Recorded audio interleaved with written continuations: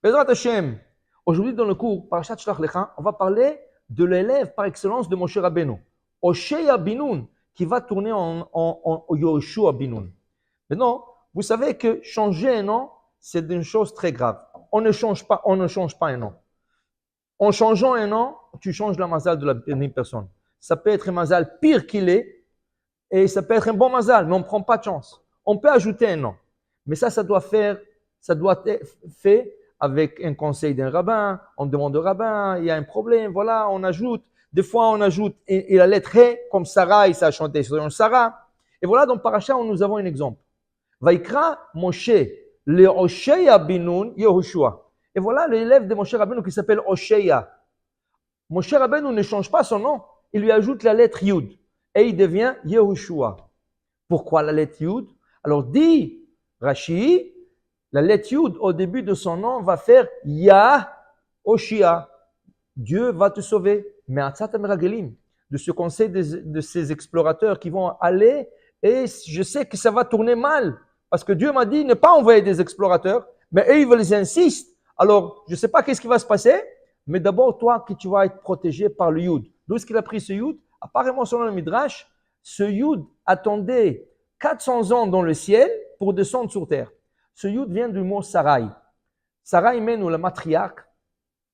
Moshe Rabbeinu, Akadosh Baruch Hu lui a changé du nom. Du Sarai, c'est devenu Sarah. Pourquoi? Alors, il y a un Midrash qui dit qu'une femme, il est très conseillé que dans son prénom, il existe la lettre He. À la fin, c'est encore mieux. Pourquoi? Parce que la lettre He, ça signifie Herayon, une grossesse. La grossesse en hébreu, ça s'appelle Herayon. Et la lettre He, elle a cette énergie de donner une grossesse à la femme. Regardez Rachel, elle était stérile, Léa était stérile, Rivka était stérile malgré qu'elle a le He, mais Rashi explique pourquoi elle était stérile. Pas parce qu'elle était stérile, Hacham l'a rendue stérile, parce qu'elle a été bénie pour son frère Lavan. Toi, notre sœur, tu auras des milliers d'enfants, pour qu'on ne dise pas que c'est la bracha de Lavan qui lui a donné des enfants. Alors Dieu l'a rendue stérile pour 20 ans. Mais en normal, elle aurait dû avoir beaucoup d'enfants. Alors, ce nom de Sarai, qui a tourné en Sarah, la Yud, elle se plaint à Akadosh Baruch Hu. J'étais dans un nom d'une tzadékette, d'une matriarche. Comment tu m'as enlevé, matriarche? Comment tu m'as enlevé? Akadosh Baruch Hu dit, attends, toi tu étais à la fin d'un nom, d'un prénom. Je vais te mettre maintenant au début d'un prénom. Et là, 400 ans plus tard, vient Yoshua Binoun et Moshe l'appelle au lieu de Oshéa, Yehoshua, et la lettre Yud est devenue au début du mot.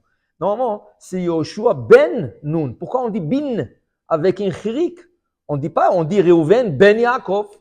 On dit Shimon ben David. On dit pas bin. Pourquoi c'est bin? Parce que la Yud qui se trouvait dans le prénom de Sarai n'avait pas de ponctuation. Sarai, Samer, Sin avait un kamatz. Le Resh avait un patach. Le Yud n'avait rien. Quand il a annexé, il a ajouté pour le nom de Yoshua, mais comment on va dire Yoshua? Il n'y a pas de ponctuation. Donc, qu'est-ce qu'il fait Hachem? Le mot Ben, qui a un ségol, 3 points, quand je reprends 2 points, il le rajoute au Yud. Ça devient Yehoshua. Et là, le Ben est resté Bin. Alors, c'est le 2 points qui a été élevé du ségol de Ben, c'était resté Bin. Il y a un midrash très intéressant. Il va vous étonner, mais c'est un midrash qui existe. Nun, en araméen, c'est un poisson. Alors, si je dois traduire le nom de Yoshua, on doit dire Yoshua, le fils du poisson. Ça fait de sens. Hein? Mais oui, ça doit avoir un sens. Pourquoi il s'appelle le fils du poisson?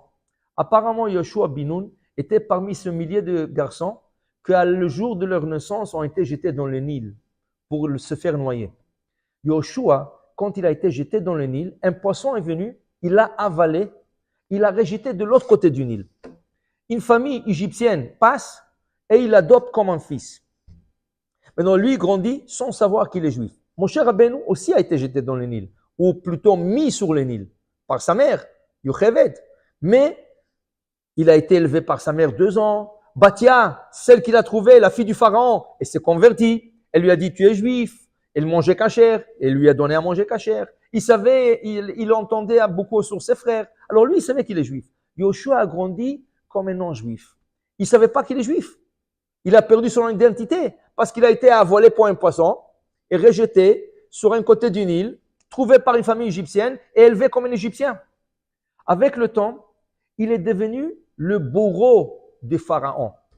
Là, quand il y avait des gens qui méritaient une peine de mort par le royaume, le palais royal, c'est Yoshua qui exécutait leur punition. Un jour, le Midrash nous dit qui est tombé entre ses mains, son propre père.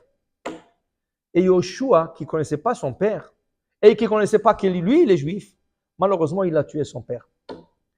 La loi était que quand lui il tuait quelqu'un, il avait le droit de prendre sa femme et sa maison.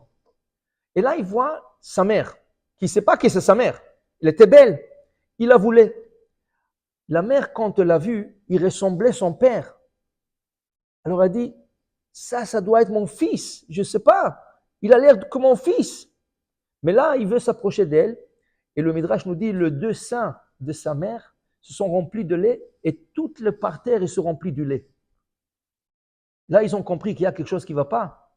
Et il lui dit, je ne sais pas qu'est-ce qui se passe. Alors il lui dit, écoute, je pense que tu es mon fils. Et après une petite vérification, le fils qui trouve sa mère. Mais là, malheureusement, il a tué son père sans savoir. Alors au lieu de l'appeler Yoshua, fils de tel, alors c'était honteux pour lui. Alors on l'a appelé Yoshua bin Nun, le fils du poisson, celui qui a été sauvé par le poisson, pour ne pas mentionner le nom de son père qui va faire une honte à Yoshua. Et là, ce Yoshua, il fait tchouva, il devient l'élève de Moshe Rabbeinu.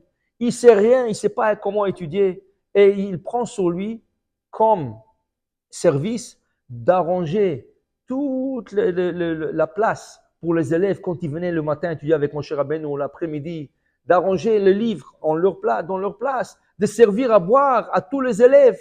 Et il faisait ça avec beaucoup d'amour, jusqu'au point que Moshe Rabbeinu, quand il doit quitter ce monde, et il veut demander à Kosh Baruch Hu que les enfants à lui, Gershon et Eliezer, prennent son place, je dis à Kosh Baruch Hu, non. Yoshua va prendre ta place. Mais il dit, Yoshua, il ne connaît rien. Il est mon élève, je l'adore, mais il ne connaît rien.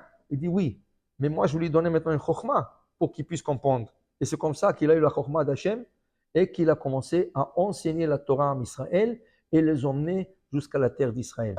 Des fois, des petites choses peuvent emmener la personne à de grands succès.